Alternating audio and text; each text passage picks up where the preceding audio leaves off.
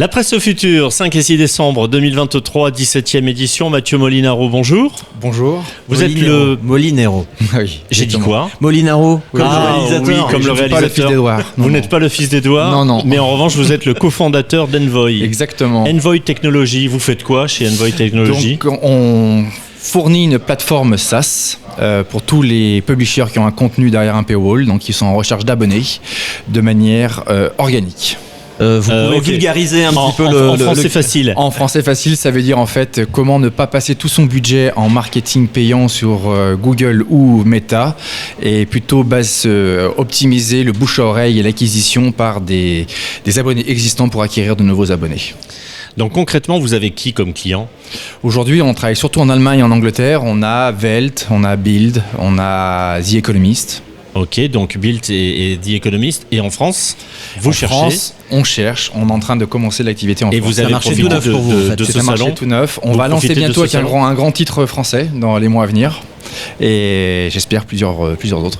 Donc l'idée, c'est vraiment d'accompagner vos clients Oui. pour leur permettre d'avoir de la visibilité sans que ça leur coûte trop cher.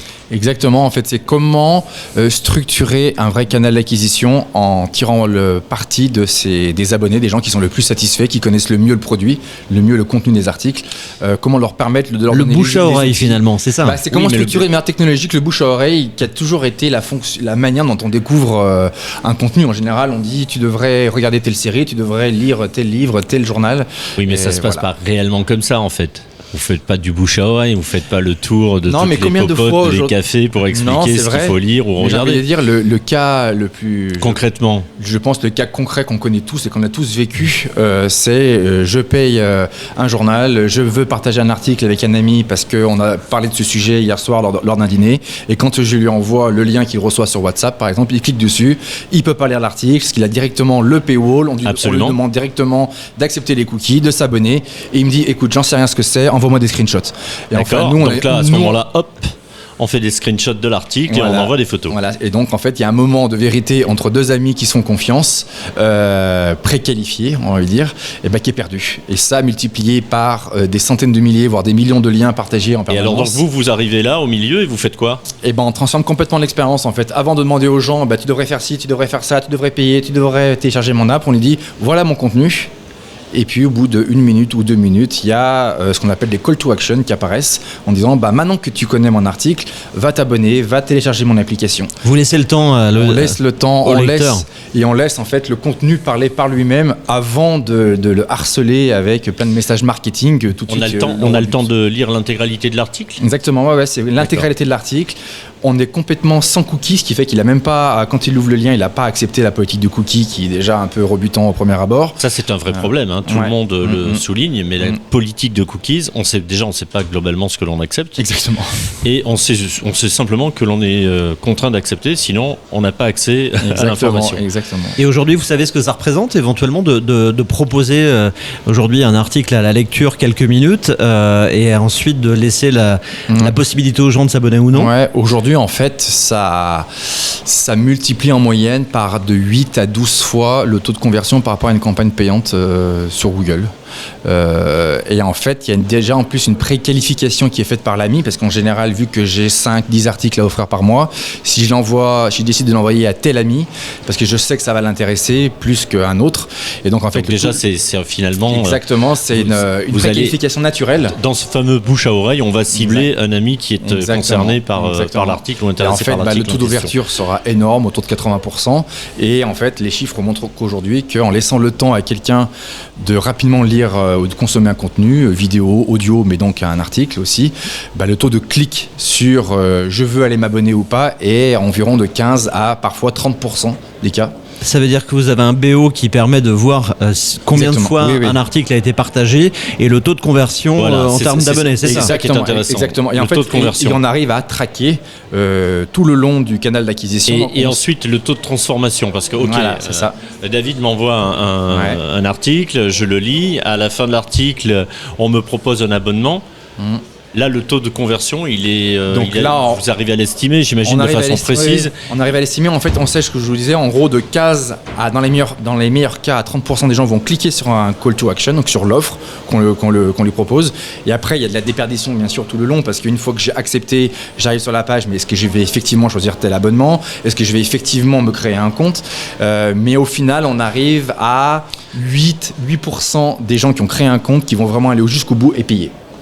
Oui, parce qu'en fait, on a ce souci, enfin, je parle à titre tout à fait personnel, mais on n'a pas forcément envie de s'abonner au journal. Moi, je serais prêt à payer la lecture d'un article, à un prix de quelques centimes.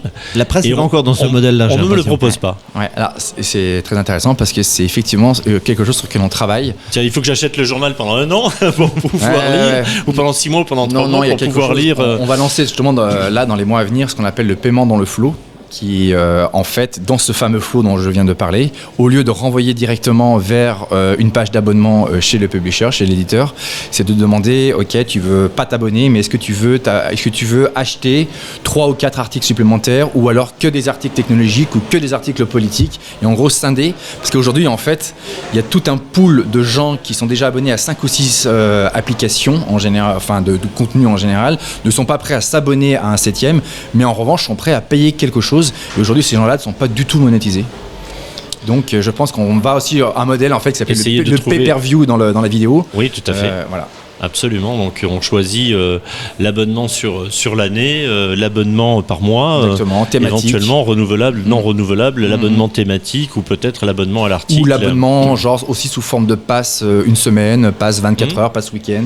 L'abonnement est intégré dans votre solution ou elle est directement chez l'éditeur? Non, aujourd'hui l'abonnement reste géré intégralement chez l'éditeur. D'accord. Parce que c'est quand même une question assez sensible de maîtriser ça. En revanche, tous ces fameux premiers paiements et paiements d'un article supplémentaire ou d'un pass est géré chez nous. D'accord. Cette première participation au Salon de la Presse au Futur, elle est positive pour vous aujourd'hui? Très très positive. En fait, on peut vraiment rencontrer tous les décideurs de la presse nationale, de la presse régionale, de la presse grand public, la presse professionnelle. Donc des contacts qui vont peut-être demain se transformer en potentiels clients. Oui, je pense. Et pour le coup, il y a tous les responsables de l'acquisition d'abonnés, de la rétention, ils sont tous là, tout le monde se pose les mêmes questions, tout le monde est en recherche de solutions et on est l'une des solutions qui pourrait les intéresser. Ouais. Et pour eux, le fait de montrer d'abord ce que l'on sait faire avant de payer, ça les intéresse? Ouais, clairement, parce qu'ils ont bien conscience qu'aujourd'hui, le problème du marketing payant, qui est le principal canal d'acquisition en général, c'est un peu comme remplir un seau sans fond. C'est qu'en fait, ils passent des dizaines de milliers d'euros tous les mois pour acquérir pour les plus gros titres et au final, pour avoir 2 vues par lead, ce qu'on appelle 2 vues sur la page et des gens qui reviennent jamais. Donc, il faut quand même peut-être réfléchir à qualifier un peu plus. Et essayer effectivement peut-être de les convaincre que c'est pas nécessaire de s'abonner à un journal pendant 1 an aussi, si on veut aller simplement chercher un article, 2 articles, 10 articles. Parce que là, pour le coup, c'est un manque à gagner. Parce que complètement. Effectivement, on peut à ce moment-là se dire bon, écoute, je lis pas l'article, mais je vais pas m'abonner de toute façon parce que c'est. Mais je suis prêt quand même à payer 1 euro, 2 euros de plus. Absolument. Pour avoir accès pendant 1 semaine à un certain type d'article. De toute façon, j'ai l'impression que c'est dans l'air du temps de montrer d'abord ce que l'on sait faire avant de vous inviter à venir acheter, quoi. Mais en même temps, je pense que sur le net, on a tellement accès à de l'information. C'est presque un métier c'est un métier de séduction que vous proposez. De séduction, mais en même temps, qui est un métier qui revient finalement à la base même du commerce, peut-être depuis le Moyen-Âge, qui était de goûte ma carotte avant d'acheter ma caisse complète. En fait, je te fais goûter quelque chose avant d'acheter le tout, alors qu'aujourd'hui, avec les paywalls, ça a permis de monétiser un contenu, ce qui était compliqué avant, mais qu'aujourd'hui, peut-être on est arrivé au bout du modèle en disant maintenant, si on veut avoir de la croissance organique et virale, libérons un peu le contenu pour que le contenu trouve son audience, quoi. Vous êtes basé où? On est basé à Londres, moi je suis basé à Paris. D'accord. Mathieu Molinero. Merci, exactement. Merci. Je rappelle que vous êtes le cofondateur de Envoy Technology Limited et vous êtes présent sur ce salon de la presse au futur édition 2023. Très bien. Merci beaucoup. Merci à vous.